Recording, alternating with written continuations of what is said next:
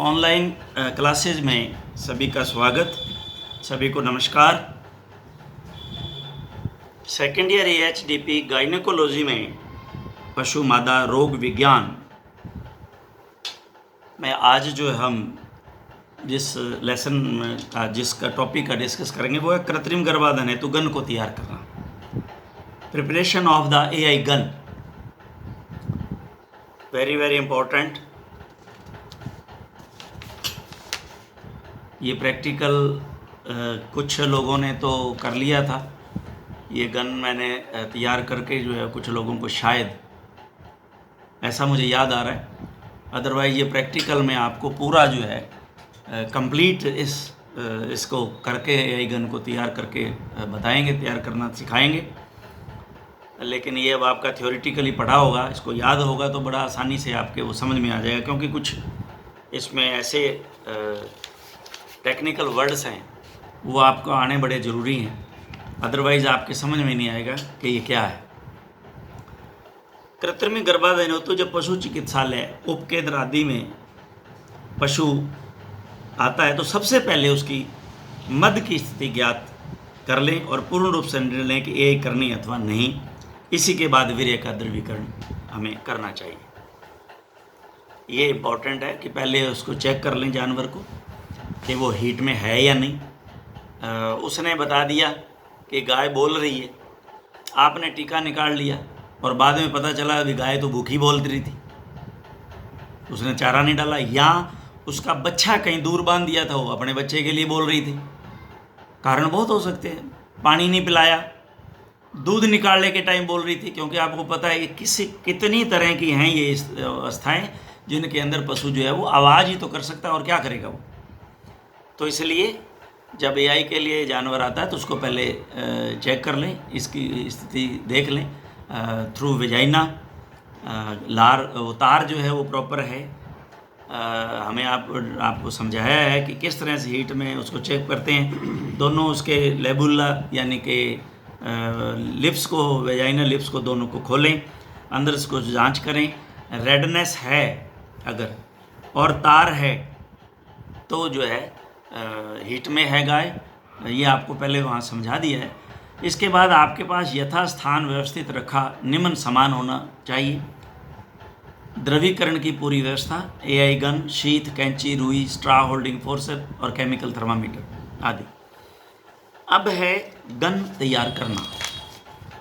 यहाँ तक तो हमने पिछले लेक्चर में ही कर लिया था। गन तैयार कैसे करते हैं, अब इसको आप ध्यान से सुनें और इसको समझें। AI गन हमेशा साफ़ सुथरी छाया में अपने कंटेनर में रखी होनी चाहिए। अभी कंटेनर कौन सा है, इसका भी कंटेनर आता है, ढक्कन उस पर लगा हुआ होता है, उसके अंदर आप रखें। लेकिन अगर AI कर ली है, इसमें भी दो बातें हैं, ध्यान से रखना। अगर AI करके आए हो तो उसमें से जो स्ट्रा है खाली उसको निकाल के बाहर फेंको, उसका बैरल और उसका जो है दोनों को अलग करो। बैरल और उसके अंदर जो पिस्टन है, आप उसको दोनों को अलग कर लोगे और अलग करके दोनों को केमिकल स्टराइजर में रख दोगे। ये ध्यान से सुनना। अब ये केमिकल स्टराइजर की हुई गन को कंटेनर में रख सकते हैं आप, गन कंटेनर में, ये ध्यान रखना। अब अगर इस तरह से रखी हुई है तो उसमें से निकालें, अगर इस तरह नहीं रखी हुई तो पहले उसको केमिकल स्टराइजर में रखें, उसको पहले स्टराइज करें। पहले केमिकल स्टराइजर आता है, ये अब आप यहाँ देखोगे, दिखाएंगे आपको। उसके अंदर जो है वो टेबलेट्स रखी जाती हैं और फिर AI गन और ये रख के बंद कर दिया जाता है। तो इसको भी ध्यान से ये ज़रूरी है समझना। और साफ़ सुथरी जगह छाया में अपने कंटेनर में रखी हुई स्ट्रा को गन में लोड करने से पहले। अब देखिए, एक गन है, एक स्ट्रा है। स्ट्रा कौन सी है, सीमन स्ट्रा, जो मैंने पहले पीछे पढ़ाई। अभी हमने पीछे पढ़ा कि इस सीमन स्ट्रा के अंदर जितना सीमन चाहिए, पहले उसके अंदर जो है वो फैक्ट्री प्लग लगा हुआ है, हमने उसमें सीमन डाला, फिर हम उसका लैब जो है सील करते हैं, लेबोरेटरी सील लगी होती है। ये दोनों पता होनी चाहिए अच्छे तरह। अब आपने क्या करना है, स्ट्रा को गन में लोड करने से पहले स्ट्रा की सतह पर लगे पानी को रुई या साफ कपड़े से साफ कर लें। अब आपने क्या किया, थाविंग की। थाविंग अभी मैंने पीछे समझाया आपको। आपने स्ट्रा फोर्सेप्स से स्ट्रा को उसमें से निकाल लिया एलेंटो जार में से, लाए कहाँ तक, गोबलेट को। अभी मैंने फ्रोस्टिंग पॉइंट तक, उससे आगे नहीं लाना, यानी कि नेक तक लेके आए आप, इससे ऊपर नहीं उठाना उसको। अब आपने उसमें से उससे स्ट्रा को निकाल लिया फोर्सेप से, लेकिन उससे पहले भी फोर्सेप को भी आपने Ln2 में रखना है, ध्यान रखना। ये बातें जो बड़ी इंपॉर्टेंट है पीछे लिखी हुई। जैसे आपने उसमें से निकाला उसको, स्ट्रा को, आपने हवा में ये 2 या 3 बार किया तो Ln2 गैस तो उड़ गई, लेकिन उसमें पानी रह जाएगा, पानी, उसको भी आपने साफ करना है। ये कहना चाह रहा है, आप या तो आप रखिए कॉटन या रुमाल रखिए, और या फिर ये जो आजकल पेपर आते हैं वो आप रखिए। इनसे आप उसको एक बार पानी से साफ कर लें। गन में लोड करने से पहले स्ट्रा के फैक्ट्री प्लग, ध्यान रखना, को अंगुली व अंगूठे के बीच दबाकर घुमा लें, ताकि प्लग जो पिस्टन का काम करता है गन के प्लंजर द्वारा आसानी से आगे की तरफ बढ़ जाए। प्लंजर, वो बैरल और प्लंजर है उसका, गन का। प्लंजर कौन सा है, जो उसमें चलता है। पिस्टन कौन सा है, ये बनेगा, ये जो प्लग है। अब देखिए यहाँ अगर आपको ये दोनों बातें नहीं पता कि फैक्ट्री प्लग कौन सा है, लैब सील कौन सी है, तो भी आप चकरा जाएंगे। तो आपने पहले क्या करना है, जो फैक्ट्री का प्लग है, जो कॉटन नीचे लगी हुई है उसमें लगा रहता है, उसको आप, स्ट्रा को आप यूं पकड़ें, उसके अंदर यूं पकड़ लें, और उस प्लग को, फैक्ट्री प्लग को यूं चारों तरफ से एक बार दबा लें, ताकि वो चिपका ना रह जाए, जगह छोड़ जाए। यूं घुमा लें एक बार, यूं। अब ये समझ में आ गया होगा, यूं ऊपर से ही घुमा लिया, अब वो जगह छोड़ जाएगा। अब जैसे ही आपने इसको प्लंजर को इसको उसमें गन में डाला, एआई गन में, और जैसे प्लंजर को छुएगा वो, तो ये प्लंजर उसको ऊपर ले जाएगा, इसको ये मूवमेंट कर जाएगा। जनरली आज तक मुझे कभी फील्ड में इसकी ज़रूरत नहीं पड़ी है इस तरह करने की। वो ऐसा सॉफ्ट लगा होता है, वो चल पड़ता है, लेकिन फिर भी इसका कहने का मतलब है, क्योंकि वो Ln2 जार में, गैस में रहा है, हो सकता है कि स्टिक ना हो जाए, चिपक ना गया हो उसके, तो इसलिए उसको अगर आप स्ट्रा को यूं 2-3 बार यूं कर लेते हैं तो उससे वो हल्का सा जगह छोड़ जाएगा, अगर चिपका हुआ है तो उस प्लंजर से आसानी से पुश हो जाएगा। ये इसका मतलब है कहने का। ये आगे बता भी रहा है, घुमा लें ताकि प्लग जो पिस्टन का काम करता है गन के प्लंजर द्वारा आसानी से आगे की तरफ बढ़ सके तथा एआई कार्य आसानी से संपादित हो सके। द्रवीकरण से शुक्राणुओं को जागृत अवस्था में लाया जाता है। अतः ये हमने देख लिया, थाविंग। अतः ताप घात से बचने के लिए द्रवीकृत वीर्य को 5 मिनट में एआई कार्य में उपयोग में ले लेना उचित रहता है। प्रत्येक सीमन स्ट्रा में सीमन को भरते समय उसमें हवा का बबल रखा जाता है, ये हमने पढ़ा था। अतः थाइंग के बाद अंगुली से हल्की मार करते हुए इस हवा के बबल को लेबोरेटरी सील के पास ले जाएं, ताकि स्ट्रा का लैब एंड काटते इसमें वीर्य का नुकसान नहीं। अब इसको ध्यान से समझें आप। इधर आप देखें, इधर देखें आप, ये आपका सीमन स्ट्रा है। एयर बबल उसके अंदर एक यहाँ है, एक यहाँ है। इसमें डायग्राम में दिखा रखा है, आप आराम से देखेंगे। एक बबल छोटा सा यहाँ, एक यहाँ है। एयर बबल तो छोड़ा जाता है उसे। तो आपने क्या करना है, इस स्ट्रा को हल्का सा यूं जैसे करोगे ना, यूं हल्का सा यूं करोगे तो एयर बबल अपने आप ही ऊपर आ जाएगा। ये इसमें दिखा भी रखा है, ऊपर ही ऊपर आ जाएगा एयर बबल। इसका लाभ क्या होगा, अगर एयर बबल यहाँ है और सीमन यहाँ तक भरा हुआ है, जैसे यहाँ से कैंची से काटोगे तो सीमन वेस्टेज जाएगा, कैंची के सीमन लगेगा। अब आपने एयर बबल ऊपर ले आए तो स्पेस है जहाँ, यहाँ पे तो स्पेस बन गया। अब यहाँ से आप काटोगे तो स्पेस कटेगा, ना कि सीमन जो है टच होगा। इसका ये मतलब है।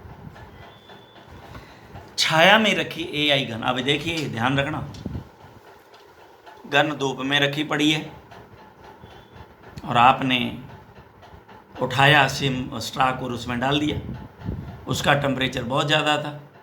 सीमन जो है आपने एआई करने से पहले ही वो स्पर्म तो आपने मार लिए, वो तो सारे मर गए। क्या फ़ायदा हुआ? आपने wastage of time and money और एग्जर्शन सब वेस्ट गया आपका। Time waste, money waste and exertion waste, आपका बेकार हो गया। तो इसलिए पहले गन को छू कर देखें, गन कहीं ज़्यादा गर्म तो नहीं है और ठंडी भी नहीं। सर्दियों में ठंडी हो जाती है, ध्यान रखना। अगर आपने उसमें डाल दिया सीधे ही तो ये तो ठंड के स्ट्रोक से गए, उधर हीट के स्ट्रोक से गए, स्पर्म तो मरी जाएंगे। अन्यथा तापघात की संभावना है। सर्दी में गन को पकड़ें। सर्दी में क्या करना आपने, सर्दी के अंदर गन का जो बैरल है जिसके अंदर प्लंजर ने चलना है, ये बैरल है, इसके अंदर प्लंजर ने चलना है। ये जो अंदर चलने वाला है ये प्लंजर है, ये बैरल है, गोल बार है। आपने इसको पकड़ना है, जहाँ तक स्ट्रा आएगी उतनी जगह को यूं पकड़ के जो हाथ से यूं गर्म करना है उसको। सर्दियों में इसको अच्छी तरह से गर्म कर लेना है, अच्छी तरह से। जब ये गर्म हो जाएगा अब आपने उस स्ट्रा को इसके अंदर डालना। अब कोल्ड स्ट्रोक उसको नहीं लगेगा। तो ये आपने इस चीज़ों का खास ध्यान रखना है, ये वेरी वेरी इंपॉर्टेंट है एआई के लिए। इस पे एआई का रेट जो है वो आपका इस पे डिपेंड करता है, ध्यान रखना। सर्दी में गन के बैरल को दोनों हथेलियों तथा सूखे कपड़े के बीच रगड़े तथा गर्मियों में छाया आदि में रखें। दोनों हथेलियों, चाहे आप यूं रगड़ लो चाहे हथेलियों के बीच रख के उसको यूं रगड़ो, यूं रगड़ लो, ये भी एक ही बात है। गन के प्लंजर को ये बैरल है जिसके अंदर ये प्लंजर, इस प्लंजर को 6 इंच बाहर निकालने यूं, इसका ये कहने का मतलब है। वो थोड़ा तो निकला ही रहता है, बाहर होता ही है, लेकिन थोड़ा और बाहर निकाल लें उसको। तथा स्ट्रा का फैक्ट्री सिरा, कौन सा, जो नीचे प्लग लग के आया था पहले भरने से पहले, वो फैक्ट्री सिरा जिसे लोडिंग एंड भी कहते हैं, नीचे रखते हुए गन में डाल दें। ये गन है, ये तो बैरल है, ये बैरल है, ये उसके अंदर प्लंजर है।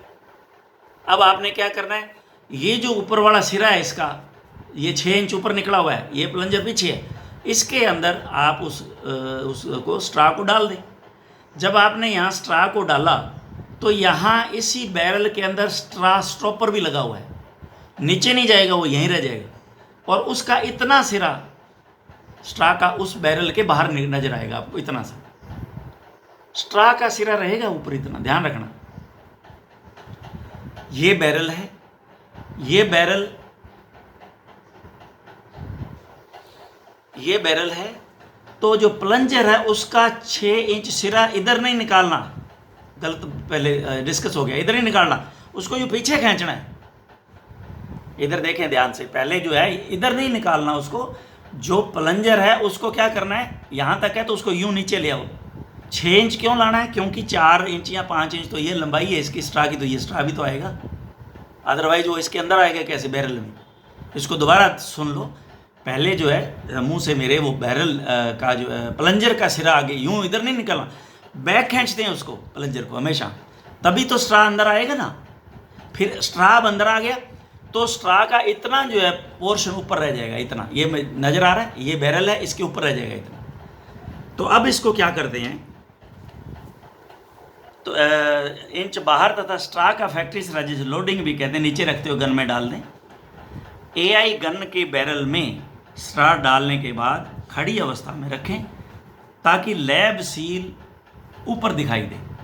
अब ये लैब सील आ गई ना, लैब सील कौन सी, जो सीमन डालने के बाद जो सील किया गया है वो प्लग होता है, फैक्ट्री प्लग है, ये सील है, सील करते हैं इसको गर्म करके। इसी सिरे को जो लैब द्वारा सील किया गया है, इसी सिरे को हॉरिजॉन्टल, ये बैरल था, ये स्ट्रा ऊपर निकला हुआ है, नजर आ रहा है ये।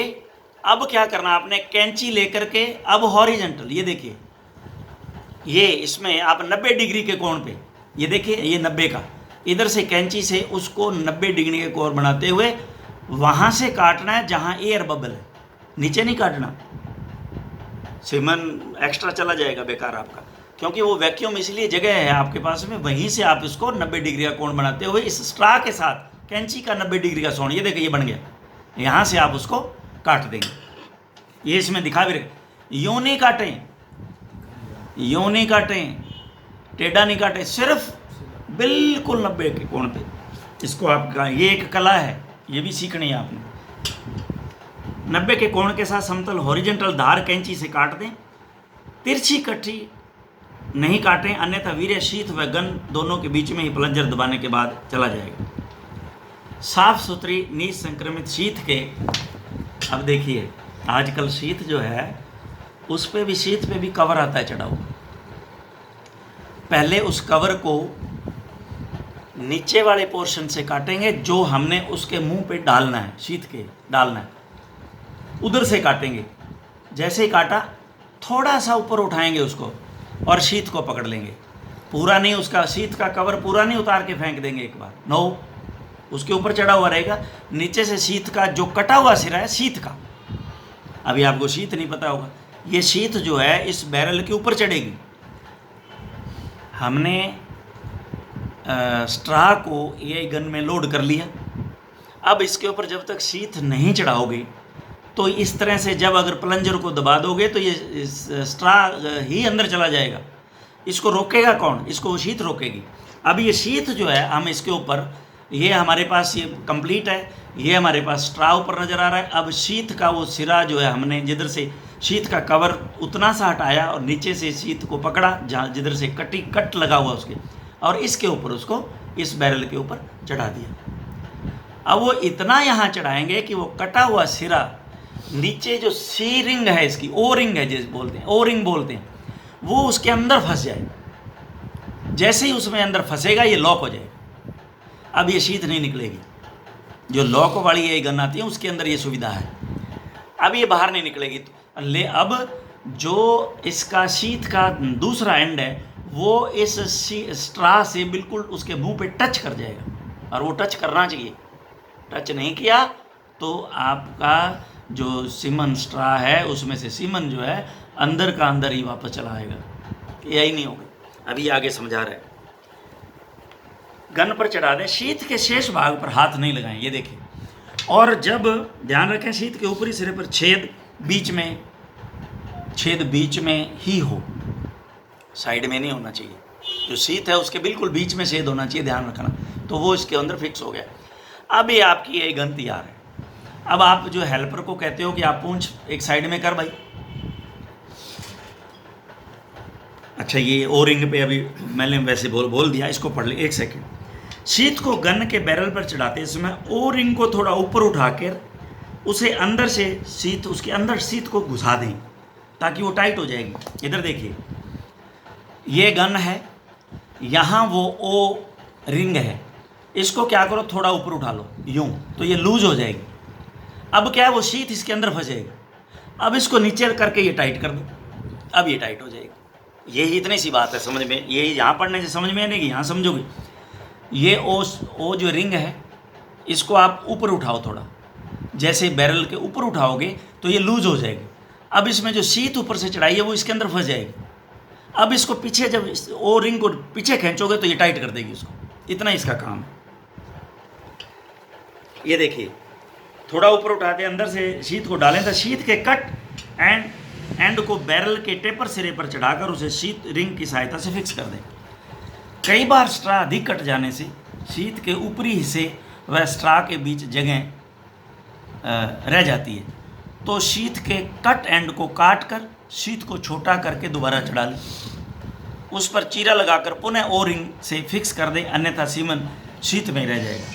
इसका क्या कहना है, इसका क्या कहना है, इसको आप समझें। इधर देखें, मैंने अभी आपको बताया कि ओ रिंग यहाँ है, ओ रिंग है, शीथ आपने काट ली, पता नहीं था, और बाय द वे उसका जो शीथ का कटा हुआ पोर्शन है वो कम कटा हुआ आ गया, आपको पता नहीं, आपने शीथ चढ़ा दी तो वो कटा हुआ एंड है उतना ही वो उसके ऊपर चढ़ेगा और उतनी ही वो रिंग उस पर आएगी। लेकिन जब आपका स्ट्रा की तरफ देखो तो ये स्ट्रा से इतनी ऊपर रह जाएगी, ये गलत है। अब क्या करो, आप उसको लूज करो, स्ट्रा को, शीट को हटा लो, दोबारा शीट को काटो और उस कटे हुए पोर्शन को थोड़ा सा और बढ़ा लो, आप कैंची से बढ़ा लो। अब दोबारा उस पर फिक्स कर लो, फिक्स आनी चाहिए उसके ऊपर, ये इंपॉर्टेंट बात है। ये कह रहे हैं सही शीत की स्थिति की जांच धीरे से प्लंजर को दबाकर की जा सकती है। नीचे से पीछे से हल्का सा प्लंजर को धीरे से दबाओ, ऊपर आपको पता चलेगा कि सीमन जो है वो बाहर बूंद आ रही है या अंदर जा रही है। अगर ये बूंद यहाँ आ गई किनारे पे, हल्का सा दबाने पे यहाँ आ गई, इसका मतलब सीमन अंदर जाएगा। बिल्कुल आपका AI गन जो है प्रॉपर तरीके से तैयार होगी। अब जो आपने उस पर से जा सकती है। यदि प्लंजर दबाने से सीमन की बूंद शीट के छिद्र पर उपस्थित हो जाती है तो स्थिरता सही है। यदि ऐसा नहीं होता तो स्थिरता को सही कर लें। तो ये इसमें जांच की गई है, दिखाया गया। अब AI करने का तरीका जो है हम नेक्स्ट में पढ़ेंगे, तभी वो शीट का उतारना, वो शीट का कवर उतारना और ये आपके बाद में चर्चा करेंगे। आज के लिए इतना ही सफिशिएंट है। Thank you very much.